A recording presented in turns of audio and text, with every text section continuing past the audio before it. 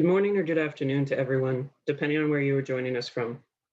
Welcome to today's online event featuring a knowledgeable speaker on migrant women and human trafficking, a critical introduction from a feminist and rights-based lens, presented by the National Newcomer Navigation Network. Before we begin today's webinar, I'd like to begin with an acknowledgement that N4 recognizes and values the continued connections in our ongoing relationships with our Indigenous peoples of Canada, the traditional stewards of this great land, which has become the home to a diverse population of other peoples. N4 is hosted at Chio, which is housed on the traditional and unceded territory of the Algonquin Nation, and for that, we are thankful. My name is Andrew Tomeyer. I go by the pronouns he, him, and I am an education coordinator with the National Newcomer Navigation Network. I will be hosting and moderating today's presentation. My co-host is Mariah Maddock, who will be monitoring the Q&A box today. Please submit any questions you would like for today's presentation into the Q&A box, and we can ask them at the end of the presentation. I would like to introduce you to today's speaker, Leah Evangelista Woolner. Leah works at the Movement Against Rape and Incest, Mouvement contre le viol et l'inceste, a feminist sexual assault center located in Montreal, where she oversees the direct service program for trafficked migrant women. This program is designed to provide psychosocial support to precarious status women who have experienced various forms of exploitation, coercion, and violence. In this role, Leah brings her passion for social justice and human rights advocacy, as well as her former experience as a board member at PINE Quebec, a grassroots organization for migrant Filipina domestic workers. Leah has worked on various qualitative research projects exploring sexual orientation and gender identity refugee claims, wartime sexual violence, children born of rape, and refugee service provision. She holds a Master of Social Work from McGill and a Bachelor of Fine Arts from Concordia. In today's introductory webinar, we will define human trafficking and explore its impact on migrant women with precarious immigration status in Canada. Today's session is being recorded and will be uploaded to our N4 platform within 24 to 48 hours following today's presentation. So please sign up today to newcomernavigation.ca to get the full advantage of all our content, including this and future webinars after the session has concluded. Should there be any technical issues during this webinar, all attendees will be informed with details on an alternate makeup session. Before we begin today's event, I would like to take a moment to introduce you to our platform features to help enhance your participation experience. Throughout today's session, we invite you to write your questions in the Q&A window, located on the bottom toolbar. Throughout today's session, we will be monitoring your questions. We know that sometimes many of you might have the same question or be interested in a particular response to a question. You have the option to upvote, so please upvote a question if you are interested in hearing the answer to them, and we will prioritize which ones we pose to Leah. Our presenter today has no conflicts of interest to declare, and so I'm passing the virtual podium over to Leah. Thank you. Thanks, Andrew, and welcome everybody to the webinar today. As Andrew said, my name is Leah. I work at MCVI, and I am here to present on our work with trafficked migrant women. Next slide, please. So before we begin, I'd like to do a land acknowledgement. MCVI is located on the traditional territory of the Ganagahagan people. We recognize them as the custodians of the land and water in which we are living and working today. And it's really important for us as immigrant settlers to demonstrate that we're committed to understanding how both present day and historical forms of colonialism impact our work. So on that note, I'd like to say that Indigenous communities in Canada are deeply impacted by the issue of human trafficking. However, today's webinar is focused on the experiences of migrant women in particular. So if you're interested in learning more about how Indigenous communities, particularly Indigenous women and girls, are impacted by trafficking, I would encourage you to look at the movement for missing and murdered Indigenous women in Canada, and maybe to seek out some resources from your local Native Women's Association, wherever you might be based today. Next slide, please. So a quick overview of what my presentation will be talking about today.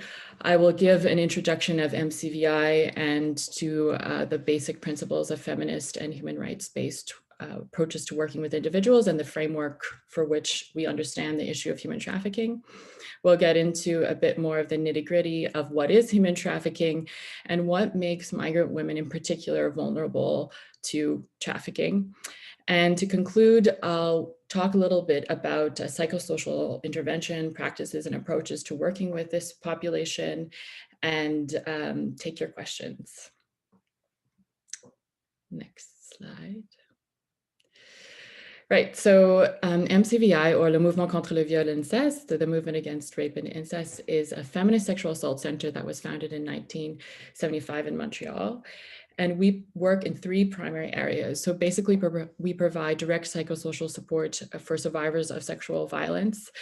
We contribute to advocacy initiatives, and we also provide popular education workshops and trainings on the issues of sexual violence and other connected issues such as human trafficking. And over the last 2 decades, we have developed specialized support services, psychosocial support services for women who have experienced gender and sexual-based violence, but who also have a precarious immigration status. So we work a lot with refugee claimants, undocumented women, et cetera, this type of community, but always with an intersection of some type of sexual gender-based violence. Currently, we have a program for providing support directly to trafficked migrant women, and that is graciously funded by the Canadian Women's Foundation. Next slide, please.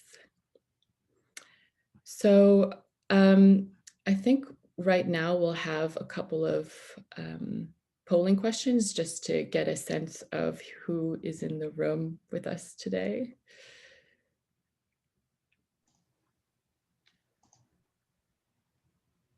Right, so I'm just curious to know if folks could respond to which sector you work in.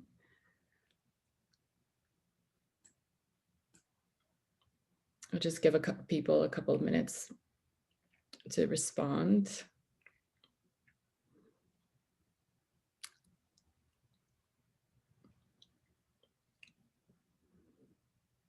I think there might be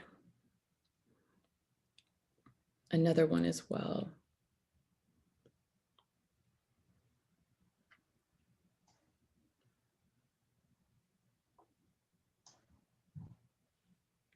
Okay, we'll give it a couple seconds and I will end the poll.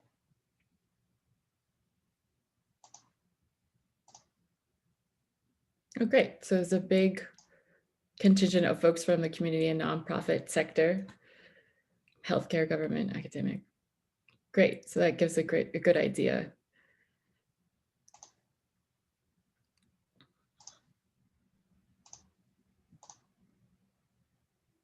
So I'm curious to know what motivated you all to sign up for this webinar today. So just to get a sense of the folks in the room and your level of comfort with this material.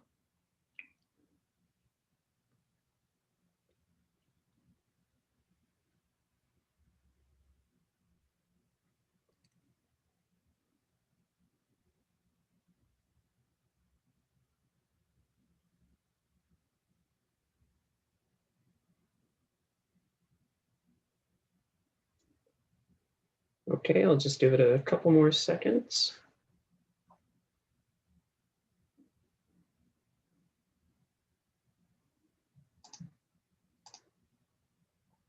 Great, so a lot of folks that are familiar with the immigration side of things, newcomers, some people who are familiar with trafficking, violence against women. Okay, great, so that's really helpful to me, and that gives me a sense of where people are at in terms of the material that I'll be covering today. So I like to start my presentations, particularly when I talk about this topic, with 2 of my favorite quotes. So the first is by Leah Watson, who's an Aboriginal educator. "If you've come to help me, you're wasting your time. But if you've come because your liberation is tied to mine, let us work together." And the second is, "The core experiences of psychological trauma are disempowerment and disconnection from others. Recovery, therefore, is based upon the empowerment of the survivor and the creation of new connections. She, a survivor, must be the author and arbiter of her own recovery. Others may offer advice, support, assistance, affection, and care, but not cure. And so I like to start the presentation with these quotes because I believe that they really capture the spirit of the work that we try to do at MCVI with the women that come to our center. And we know that as service providers, we can be a bit heavy-handed at times despite the best of intentions. And so it's important to remind ourselves that survivors are truly the experts of their own experiences. And so I come to you today during this presentation, not as an expert, but rather more so as a witness to these experiences. And I am really honored to be able to work with so many migrant women who demonstrate such exceptional resiliency and a tireless commitment to defending their own rights. Next slide, please. Great, so many of you might be familiar already with the kind of core tenets of both feminist and human rights-based intervention frameworks. These are approaches that can be used both for working with individuals, but also for understanding trafficking. And these are the tenets that we use, the principles that we use at MCVI. So feminist intervention practices are based on a number of different concepts, such as, for example, intersectionality, which I'm sure that many of you are familiar with. So that's essentially the idea that each person has multiple and intersecting identities that really shape their access to social power and resources. So feminist intervention practices also seek to confront normative gender stereotypes and really focus on a person's source of strength. So what are their past experiences and how have they been able to navigate whatever their life has thrown at them until the present day? It also emphasizes the equality of relationships. So it emphasizes non-hierarchical relationships, but also intervention practices that are collaborative in nature and where the person and the worker are really working side by side. It sees the personal as political. So what this basically means is that we are able to connect individual circumstances to broader issues and the broader social political context. It also emphasizes collective action and recognizes the consequences of violence that a person might have experienced as consequences of violence. And we really try to seek to normalize whatever those consequences might look like, as opposed to pathologizing those consequences. From a human rights-based lens, we see all human beings inherently as active rights holders.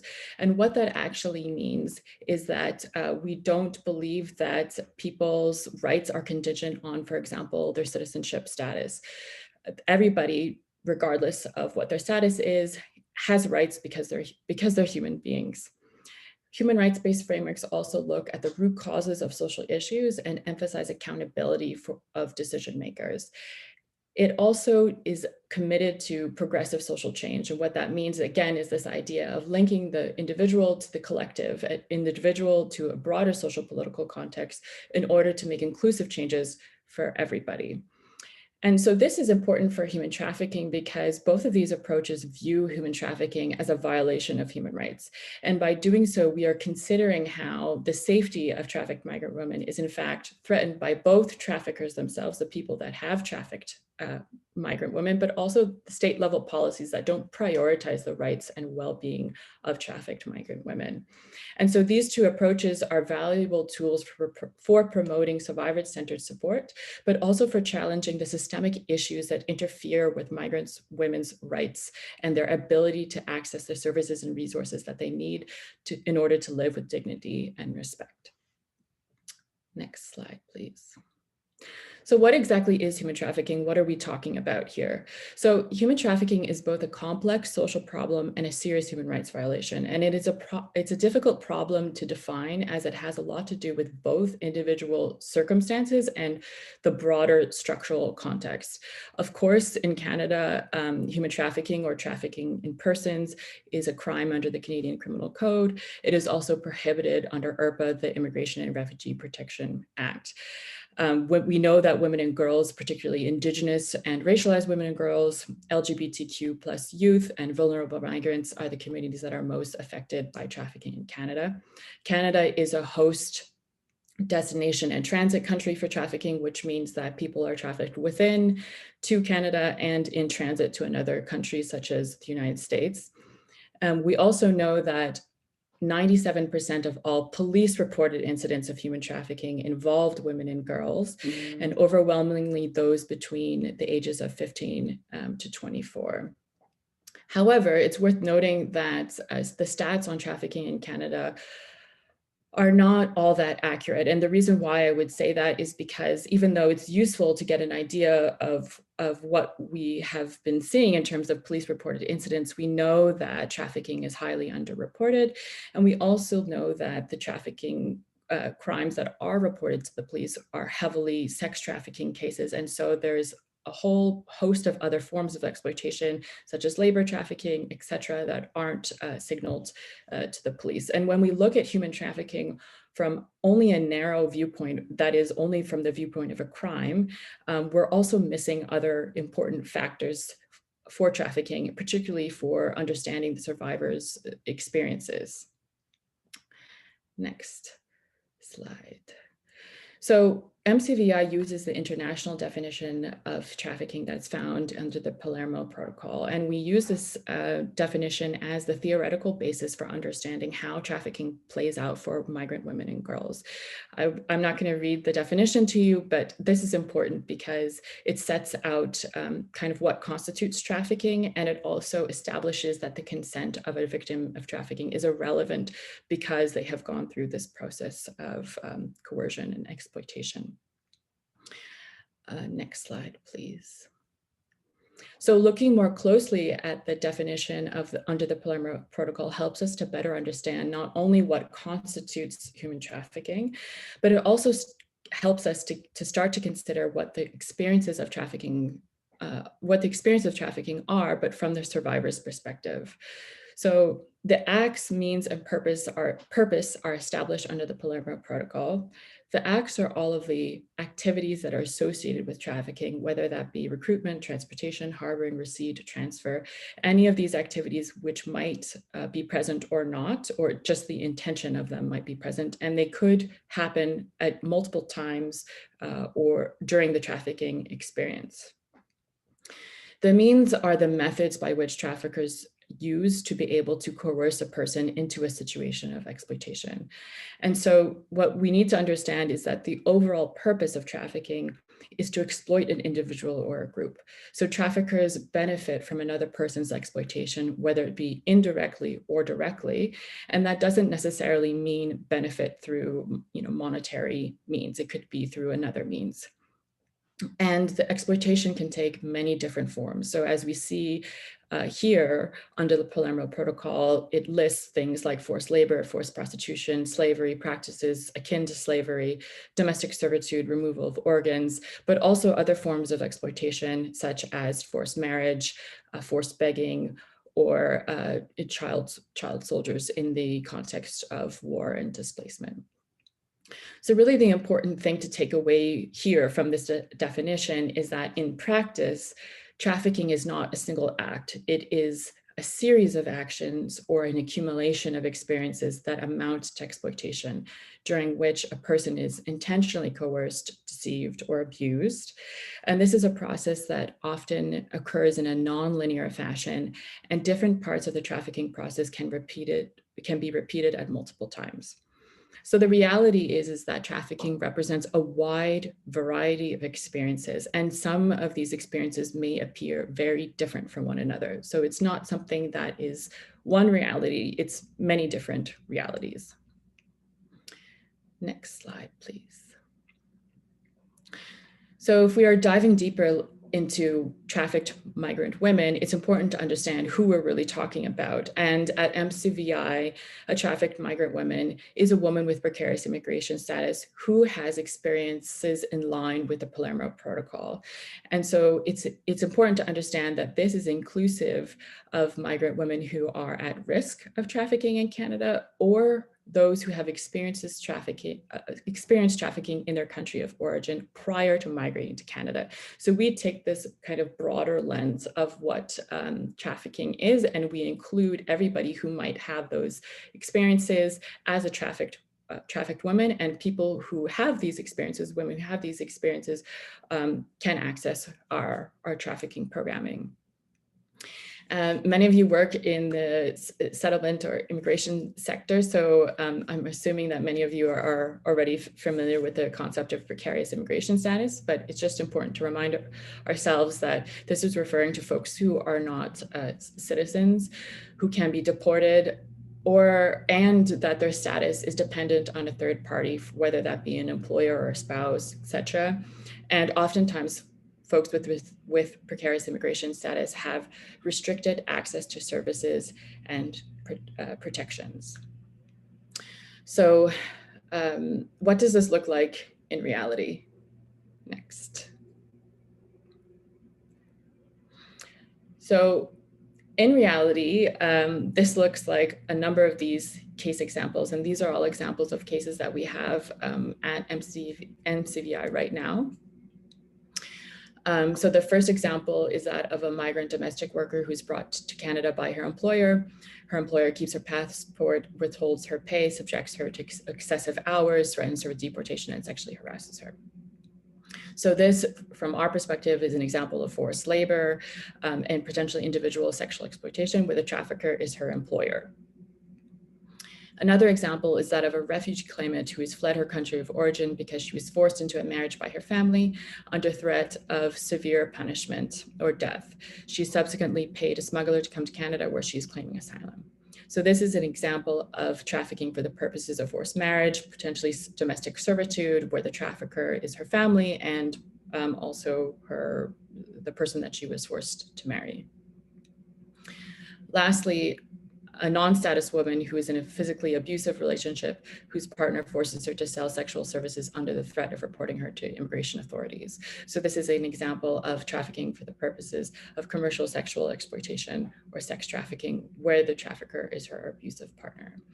And so what all of these examples have in common is that the trafficker is exploiting the person for their own benefit, even if these are all very distinct cases that involve a completely different, distinct set of facts, different statuses, different scenarios, but they all amount to trafficking because of the acts, means, and purpose that are present, and because the trafficker is exploiting them for their own personal gain. Next slide, please. So, how do migrant women become trafficked? How does this all play out? Well, as I said earlier, it's a complex social problem where both individual circumstances and the broader context are important. So there are many factors which make an individual vulnerable to human trafficking. And these vulnerabilities are not necessarily fixed characteristics of a person, but rather factors that influence their choices and their ability to live without constraints. So of course, migrant women have agency, they make important choices about their lives, but they also live with constraints like everybody else.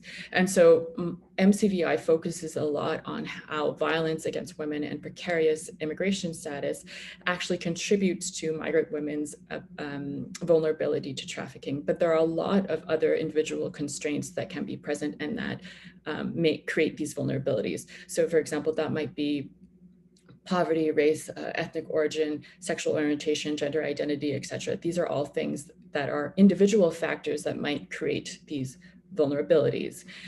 And so it's important to recognize that traffickers use techniques that exploit these vulnerabilities. And again, as we saw in the definition of the acts, means, and purpose, the means are really those methods. And one of the primary methods, or one of the most important methods that in my opinion, are their abuse of a position of power or of a person's vulnerability. And you can see this really clearly in the examples that I gave. However, limited in information, you can still really see how in all of these cases, whether it be the romantic partner, the employer, or the family, there's this relationship of power and there's this abuse of vulnerability. But traffickers obviously use a whole host and variety of different means and methods and techniques, and that can range from anything between fraudulent recruitment practices to coercion to violence, etc. So the takeaway here is that there are a whole host of different ways in which individual vulnerabilities might play a role in creating, in facilitating the trafficking. But it's also important to look at the broader, more systemic and contextual factors. So next slide. So when it comes to migrating communities in general, there are many risk factors to take into consideration. And so this graphic is really trying to illustrate how systemic inequities play a role in facilitating trafficking, particularly for racialized and migrant women from the global South. So this kind of schema is not set in stone, but really what it does is it illustrates the trends that we see at MCVI that we have observed with the trafficked women that we work with. So what you have is a kind of reproduction of these systemic vulnerabilities. So in the country of origin, you have a lot of the push factors that force people to migrate, whether that be few socioeconomic opportunities, war and conflict, discrimination, natural disasters, persecution, et cetera, et cetera. And these are contextual factors that present opportunities for someone to abuse these vulnerabilities. So you could be recruited into a situation of trafficking. We know that there are a lack of safe, legal, and fair migration pathways that people have access to. And this in and of itself lends itself to coercion, or exposes folks to coercion as they try to improve their living situation through whatever means are possible to them. In the destination country, you have all the full pull factors that might be present, such as demand for cheap disposable labor, commodification of women's bodies, etc. But you also have a whole new host of contextual factors, such as restrictive policies or barriers that make it hard for people to leave abusive situations. And so taken all together, this can lead to trafficking and living with the consequences of trafficking and essentially being exploited. And so it's worth noting here at this point that hopefully folks or trafficked migrants are not deported, but that is a risk. I'm sure that many of you have worked on these types of cases. And so in the case of deportation, this whole cycle could, deportation back to a country of origin or back to another country, this whole cycle could reproduce itself.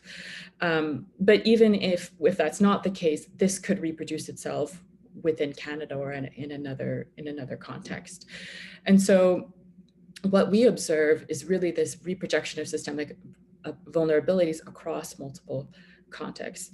And this has real life consequences for survivors.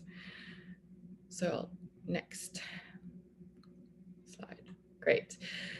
So again, trying to look at this as beyond a definition and beyond crime, what we want to emphasize here is really what is the actual impact of living through trafficking for survivors. And these are some of the potential consequences. It's obviously limited, but what we observe is that trafficked migrant women face a variety of severe and lasting consequences to their physical, emotional, social, legal, financial well-being that are a result of both direct and indirect forms of violence. So I won't go through all of these consequences, but I will take some time to discuss a few. So obviously we see a lot of trafficked migrant women that are reliving experiences of trauma and have experiences such as flashbacks, nightmares, etc., and other consequences of trauma.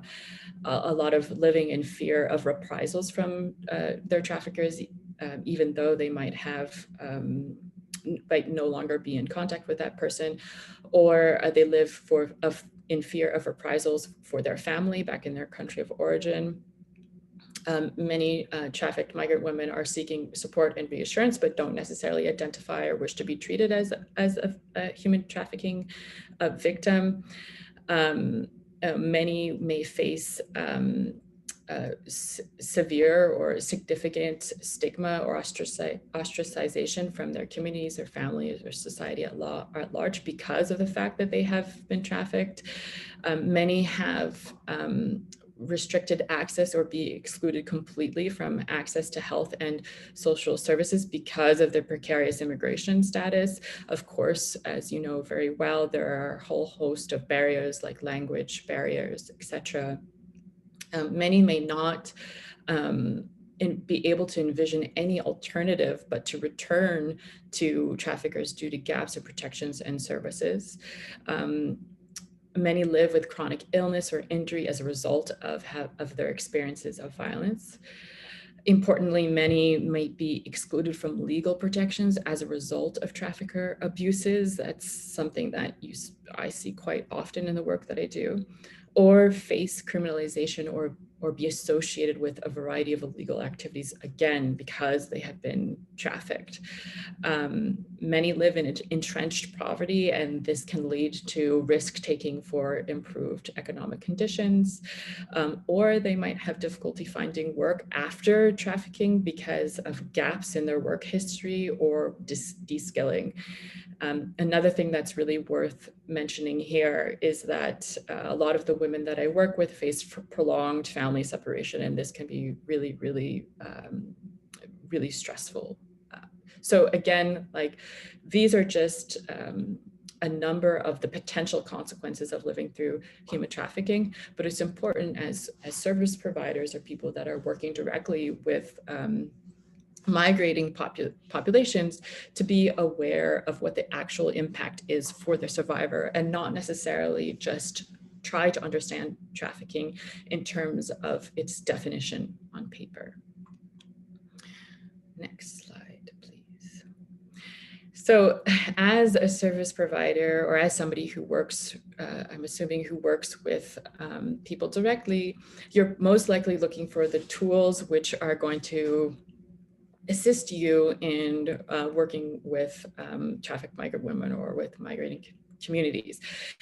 And so there's good news and bad news. So the good news is that there are recourses that are available, and many of you are probably aware of them. And you know, we often talk about trafficking as occurring along a spectrum of exploitation. And so depending on where that person falls along the spectrum of exploitation, many of these might be accessible. However, the bad news is that I can tell you from experience that it is extremely hard to access many of these recourses or responses, or there are significant barriers, substantial barriers in accessing them.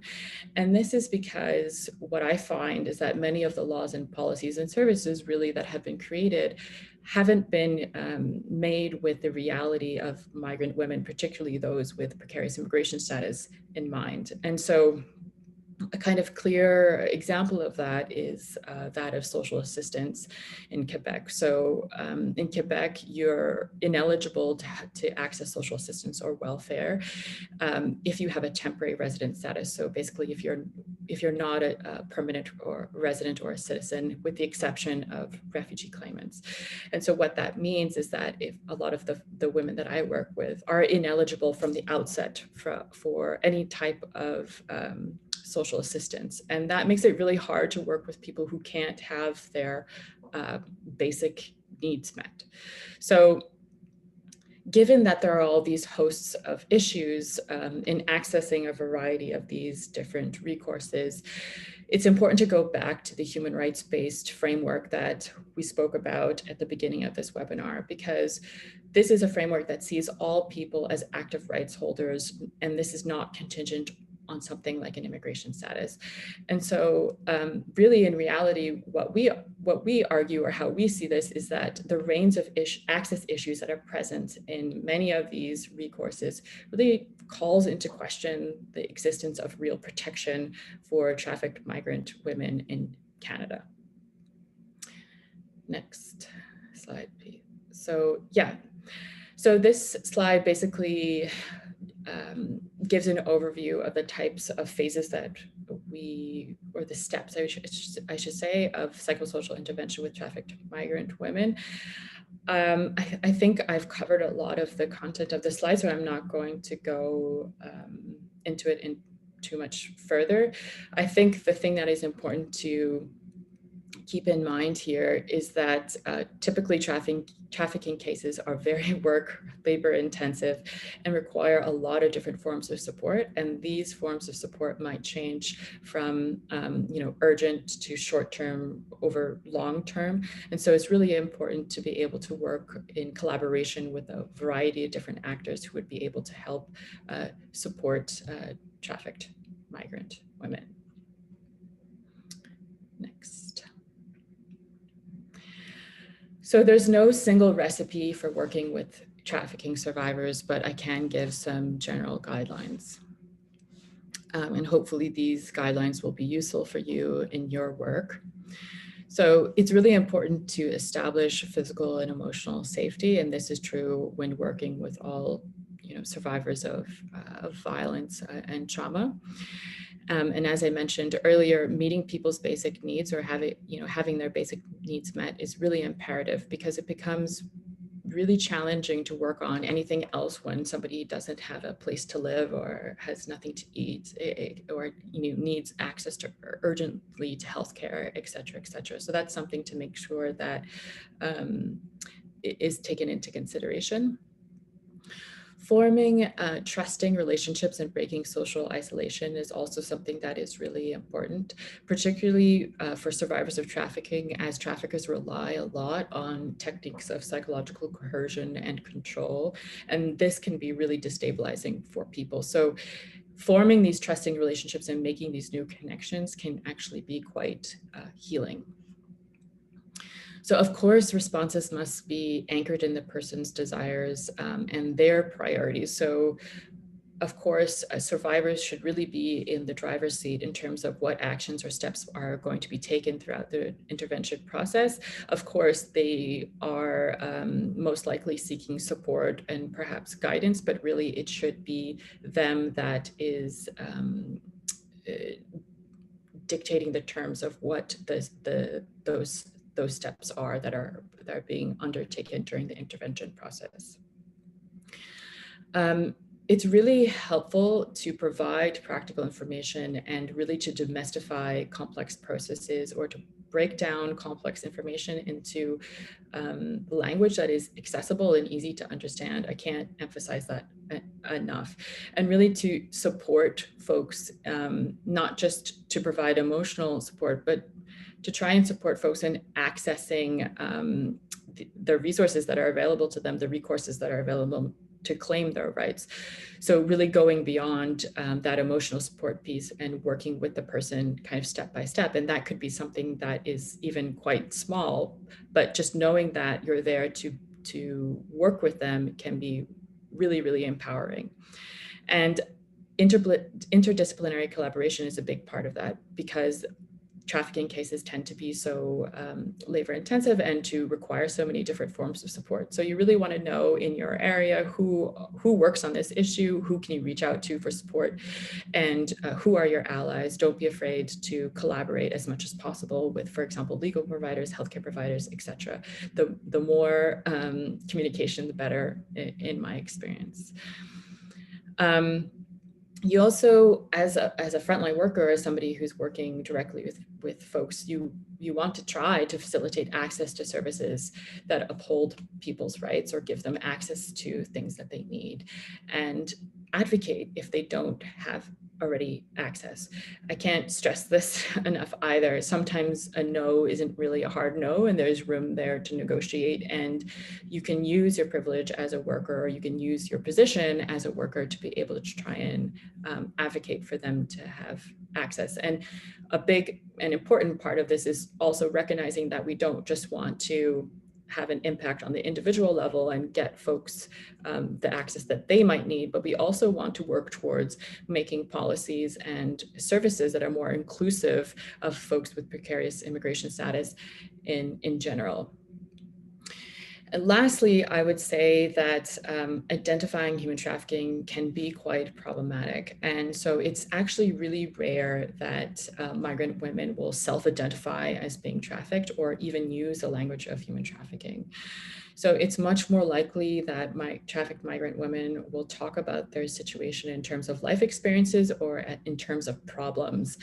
And so it is important to be aware of trafficking and how it manifests and what it looks like, but it's also really important to remember to listen to survivors and to focus on their lived experiences. And that's really the best way to provide support. Next.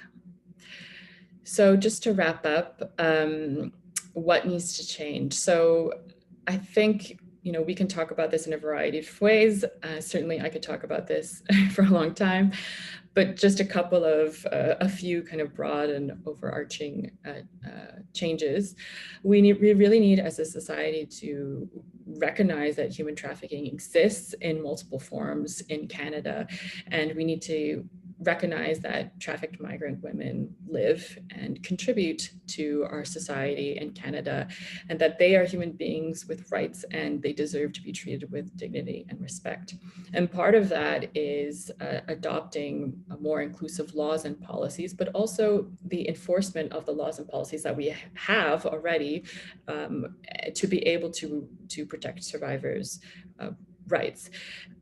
We want to see the future policies to be more inclusive of the reality of folks and migrant women in particular with precarious immigration status. And lastly, what I would say is that we really need to address the root causes of trafficking. As you've seen throughout this presentation, there's a whole variety of factors that contribute to the ways in which people get trafficked. And so it's really important that as a society that we focus not only on trafficking on the individual level, so prosecuting traffickers and supporting survivors, but also with the idea of preventing trafficking by making our society a much more just and equitable one for all. Next.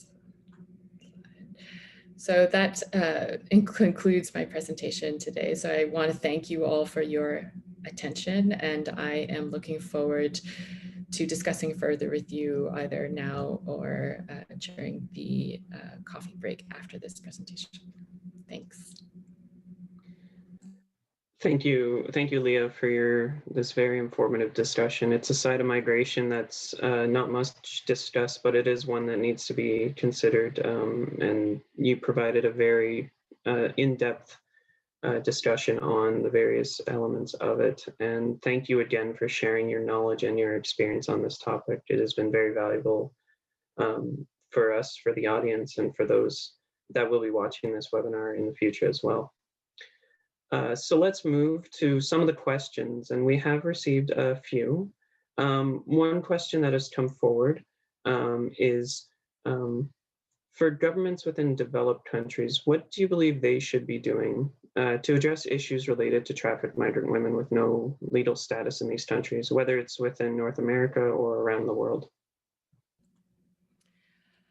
Well, to me, that goes back to the root causes of migration, but also the root causes of trafficking. So what we really want to work on is making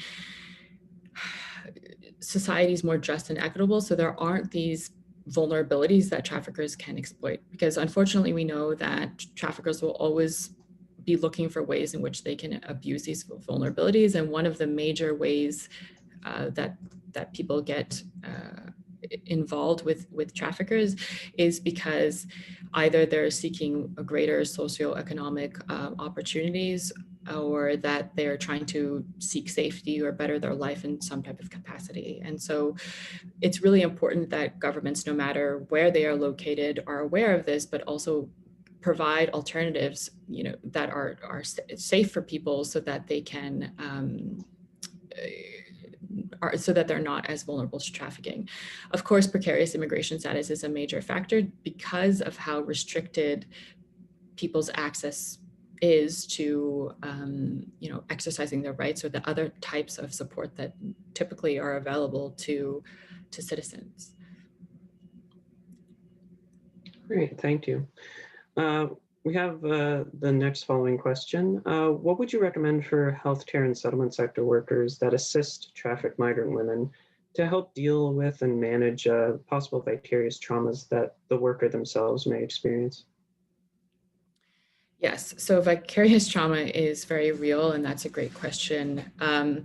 I think that one of the things that is the most helpful is having a space to really discuss your cases, and not just in terms of the casework or the case management, but also in terms of the impact that it might have on you. And so if there is case supervision at the organization that you work with, or if there is some type of like case management that happens, I would really encourage all of you to see if it's possible to really talk to other folks that understand what it is that you're facing on a daily basis, and to be able to work through some of the impact that it has on you. I can't stress enough also the importance of self-care, particularly at this time. It's really important to try and take care of yourself, because you won't be able to really support people if you yourself are not doing well. So yes, that's vicarious trauma is it's a big deal. Yeah. Thank you. Thank you. Yes, it's a very important area to address for those that work with such a population. We have the other following question. With respect to those that are involved in such a situation, does legal prosecution happen in Canada, or would that occur from the country of origin? Legal prosecution of traffickers happens in Canada, certainly. This is a hard question to answer, because in my experience, legal prosecution of traffickers for a lot of the women that I work with does not happen. However, I do know that traffickers are prosecuted in Canada. There are stats that are available to that effect on StatsCan website. To my knowledge, we don't necessarily prosecute traffickers in other countries. We really focus on trafficking that occurs in Canada when it comes to prosecutions. So I hope that helps answer your question. If you come to the coffee chat, I would be happy to discuss that further with you. Yeah. Okay, thank you. Can you tell us more about the human trafficking program for migrant women at MCVI, and what happens after you get notified about a potential case of trafficking? Sure. So the trafficking program at MCVI has really been integrated into the organization's overall structure and the psychosocial services that we provide in general to survivors of violence. And we receive a lot of our trafficking cases as referrals from either the healthcare providers, or lawyers, immigration lawyers, or through survivors themselves, or through other women who have been involved in the center, either as our members or service users who know of people in their community that need support. And so this is the primary way in which we come into contact with trafficked migrant women. The program that we have is really cool, because I think we're able to adopt our services to meet the survivor really where she's at. And so that could be anything from kind of short psychosocial intervention that might address a number of key urgent matters, or it's something that could happen over a long period of time. And I think that flexibility has been really, really beneficial, because you're able to adapt to what that person actually needs. I think generally it's really important to be able to, if possible, to establish long-term relationships with the people that you serve. For example, some of the women that I work with, I've known for 3 years or more, and that has been really beneficial for them, as at least that's what they tell me, because they don't necessarily need to keep repeating the same story over and over and over and over again. So that's definitely something to take into consideration. But It would depend a bit on the context in which you're working, whether that's like the sector, whether it's community or in the public healthcare sector, for example. Great. We have this question. So what can you do if you know someone who's been trafficked, but may be afraid of going to the authorities?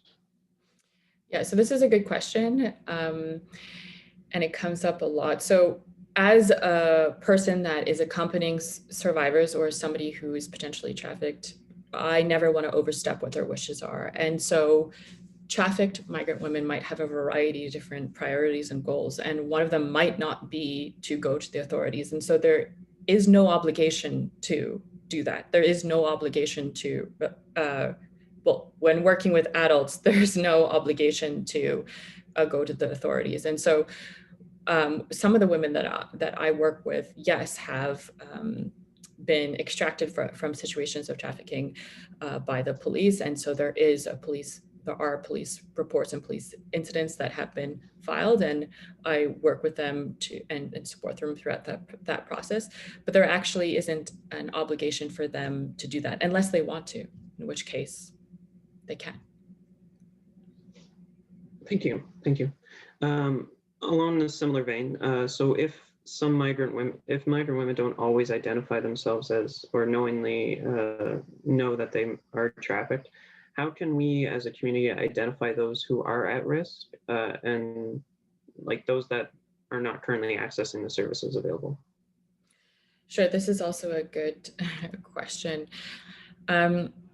What I have found that has been really useful is doing community outreach. So you don't necessarily want to wait for folks to come to you. You want to be in the spaces in which this might be occurring. So that can look, depending on the sector that you work in a variety of different ways, whether that's going to community centers and talking about the issue of human trafficking or talking about the services that you might survive, whether that's even, stuff that I have done, which is like handing out pamphlets on people's rights in front of a metro or like a subway stop that I know that a lot of in the immigrant community in Montreal. There's a whole host of different ways in which you want to be able to reach those vulnerable populations.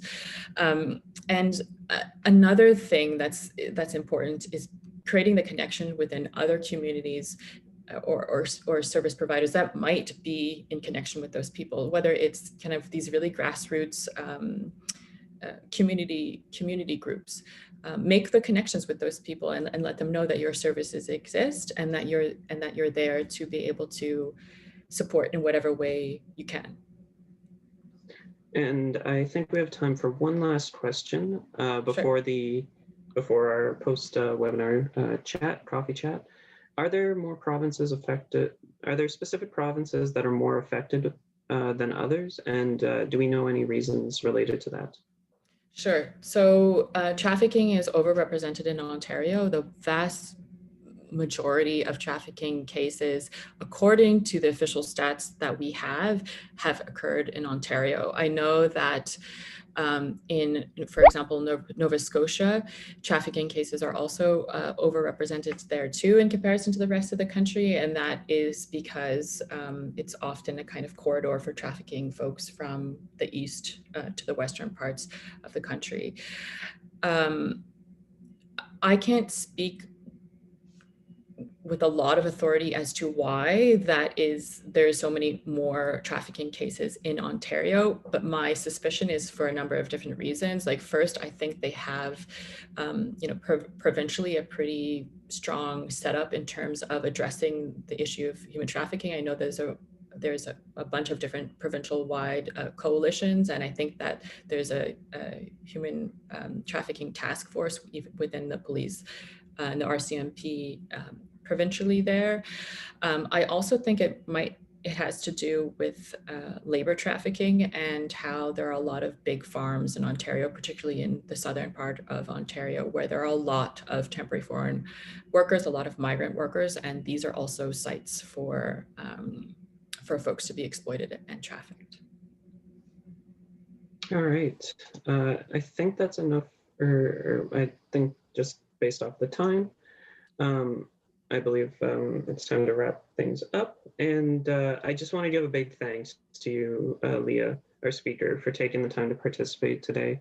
And thanks to all of you in the audience for joining us today. You're very welcome to join us again for our upcoming events, including our next week webinar on February 3rd, related to ethics in the context of the refugee experience with Dr. Michelle Mullen, as well as for Black Heritage Month on February 24th, we have Dr. Dorothy Williams discussing Black experiences within the healthcare system as well. Following today's session as well, for all those online, you'll be invited to complete a survey to share your feedback with N4. These surveys help us continuously improve and seek out new webinar content and opportunities that are responsive to the topics that you're interested in. We kindly ask that you please complete the survey once you receive the link. If you missed any part of today's presentation or would like to watch this session again, we will be posting the recording on the N4 platform within 24 to 48 hours.